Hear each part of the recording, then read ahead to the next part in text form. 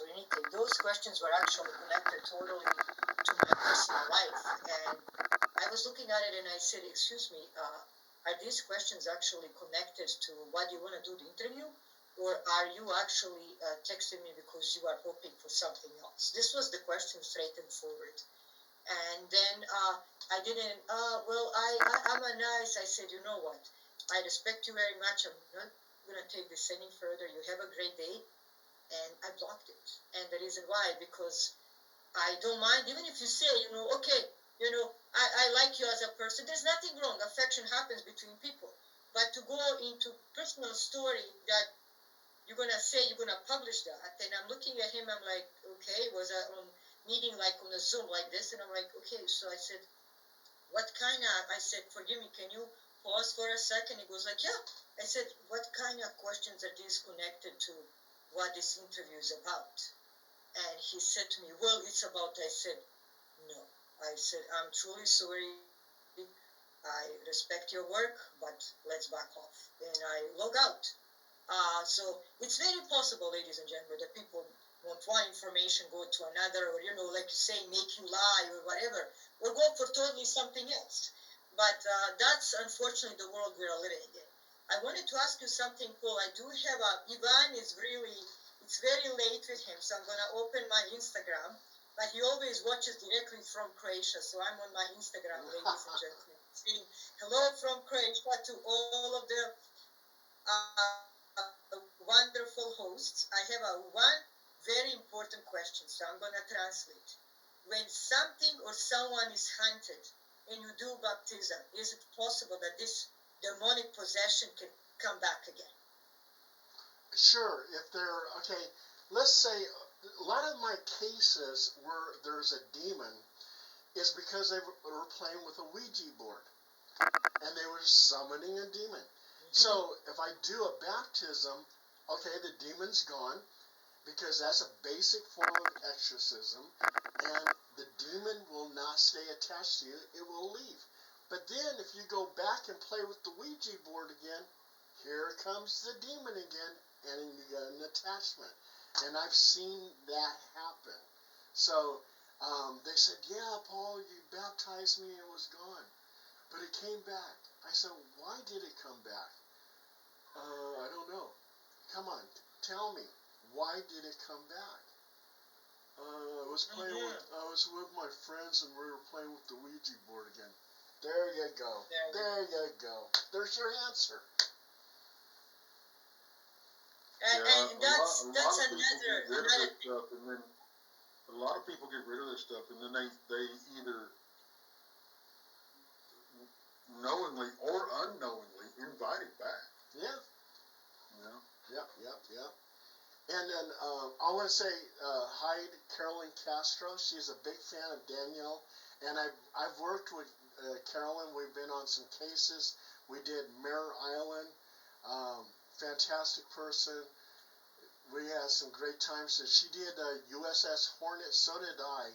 But at the USS Hornet, she actually got a full body apparition on the USS Hornet, which was featured on my ghost story. Oh, wow. But I want to say also thank you to everybody that are joining us this evening. We love to hear these amazing stories from the Paul. I know before we get Paul to leave, because we have 10 more minutes to pick on his mind, I'm going to ask you one more question, and this one's coming from the Instagram from Sean. So Sean is asking, I respect your work very much, sir. My question would be, do you ever go home and feel that there are attachments that follow you up? That's a pretty good one. Actually, it happened a couple times. Usually a ghost will not follow you home because they're comfortable where they're haunting at. They're haunting their previous home. So they really have no reason to follow you home. You go to haunted places all the time. If you go to Old Sacramento, right here in Sacramento, you will walk into places. Oh, what's that say? Oh, what does? Okay. You will walk into different places that have ghosts, and those ghosts don't follow you home because they're so happy haunting the place where they're at. Now, demons will, and there was a few times where I left a place that was so negative and everything else that I felt like I had an attachment. So I went and immediately got a baptism. So I got a baptism, bam, I'm back at it again. I'm okay. So, and I don't play with the demon stuff. I mean, when I go out there, my nickname is the Demon Warrior.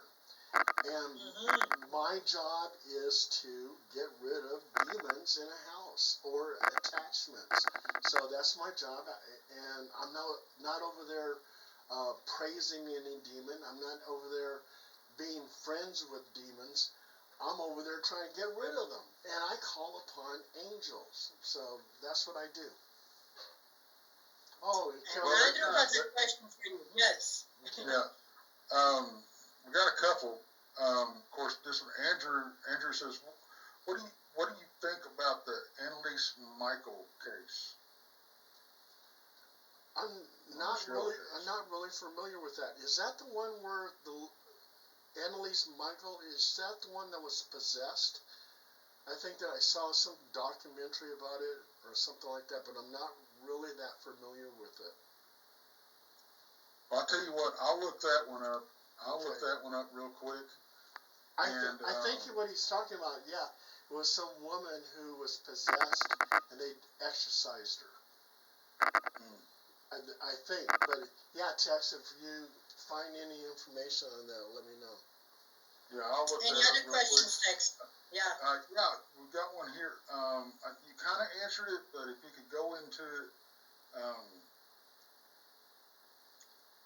let's see, where'd it go? How do you get rid? And you touched on it with the baptism. Is there any way else you can get rid of an attachment? What I'm really comfortable with is the baptism. There's also too the where you spray it on to people, where you sprinkle it on, that type of baptism. But the full submersion baptism is the best one. I really don't know of any other ways. I mean, sure, you can say prayers and stuff like that, but I've had people who've done prayers thinking that they can get rid of an attachment, and the attachment doesn't leave. So it doesn't seem like those prayers really help. They need that full submersion baptism, and that's what I do. So Donnie did find out. Yeah. Oh, that's one where the possessed woman died, and the people who are conducting the exorcism went on. Oh, yeah, okay. I vaguely remember that case. I mean, yeah, that was a very complicated case.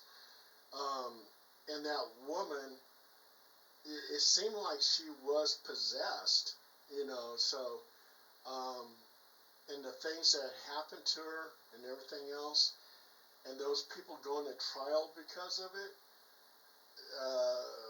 I mean, it's complicated. I just don't have the legal know-how on that one.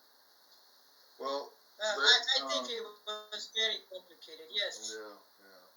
Go ahead, Tex.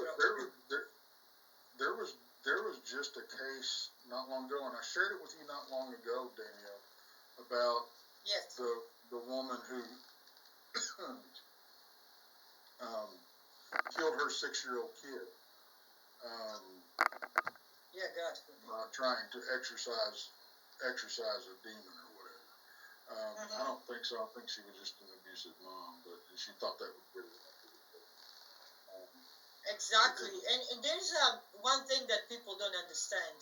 I work very closely with PAC teams. I work very closely with the police and with many law enforcement. So they're trained. They're very professionally trained. And then when it comes to evidence, what happened, and the list goes on.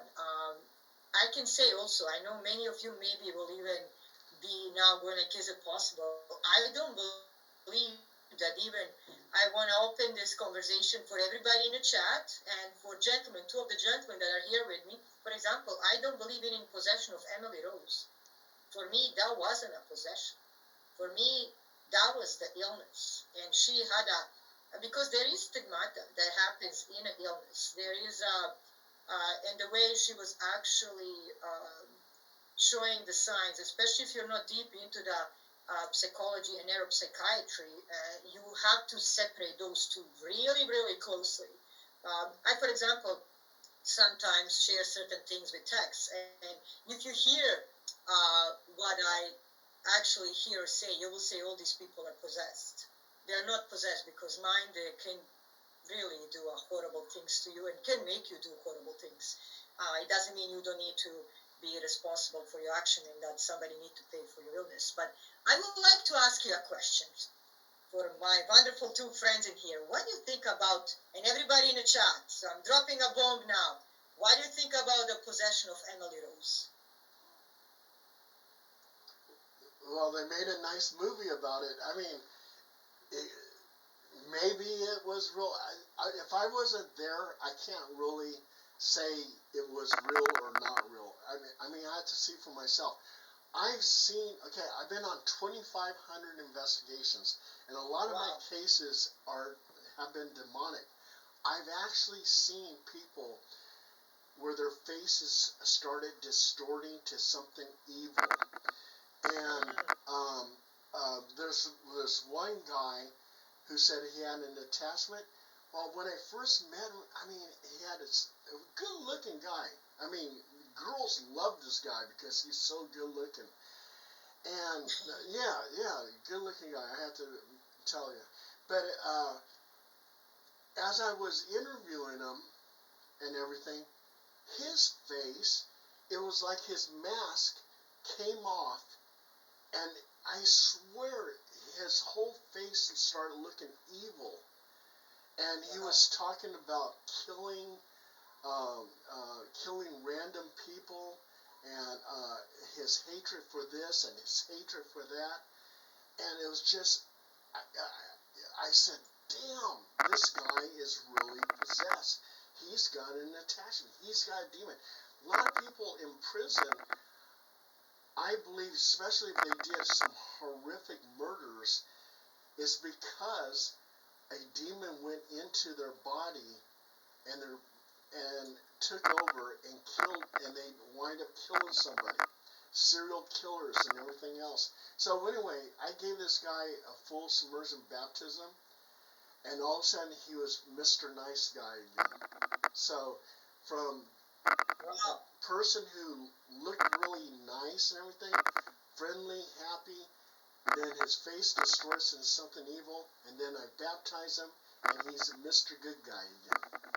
So I've seen it. It's like there's people out there that have something evil inside of them. I agree, and respect totally. My head goes with that. What do you think, bro? You know, I think it's possible. It may not have been as drastic as they show on the TV, but there may have been some truth to that. Very possible. Well, look at Ted Bundy, serial killer, handsome guy. Women loved him. And he's walking around with a cast, and he's carrying all these books. He drops the books. The cast is fake. He hits them over with a tire iron, throws them into the car, and they're stuck in a Volkswagen. They can't get out, and he kills them.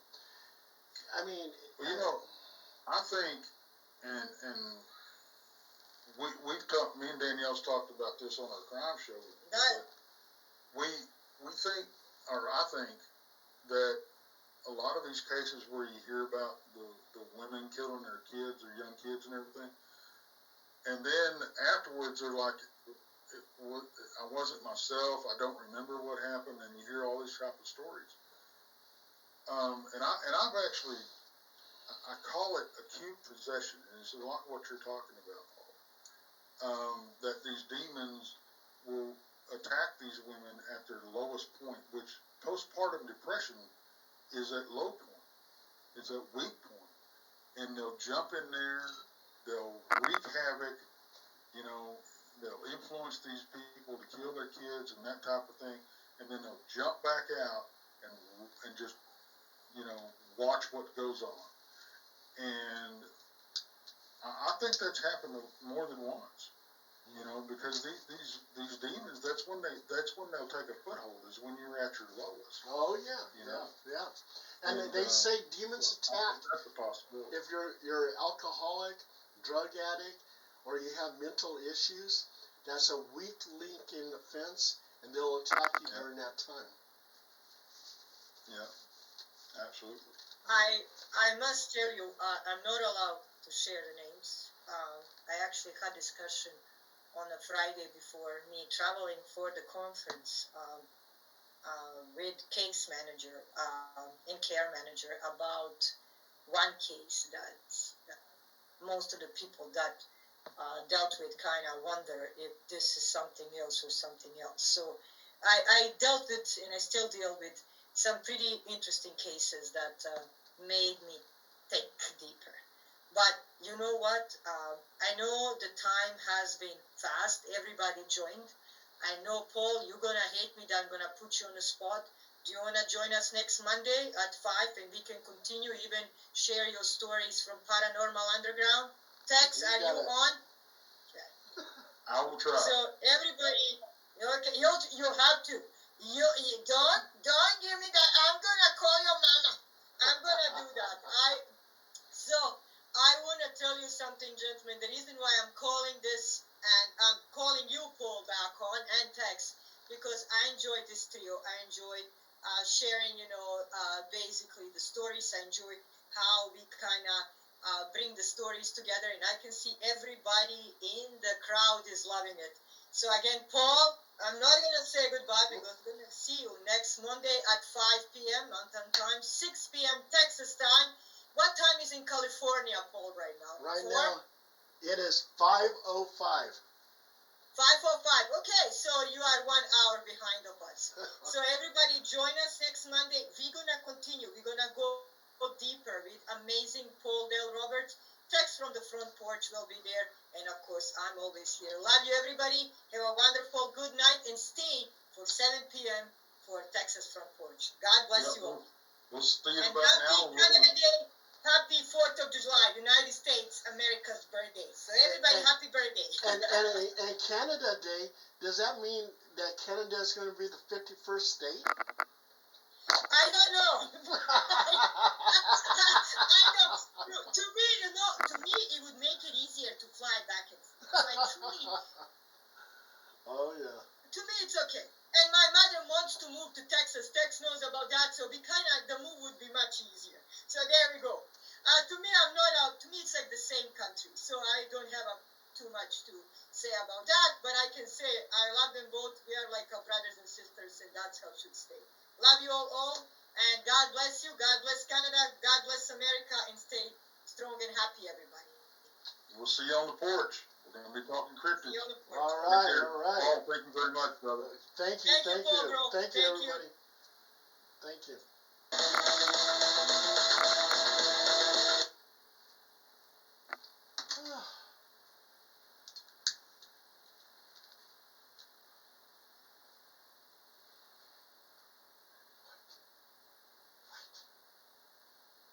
Oh, boo-boo.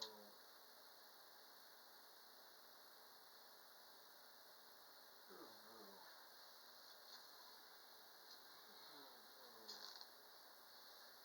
You like to watch Daddy? You like to watch Daddy? Where's Champagne at? Where's Champagne?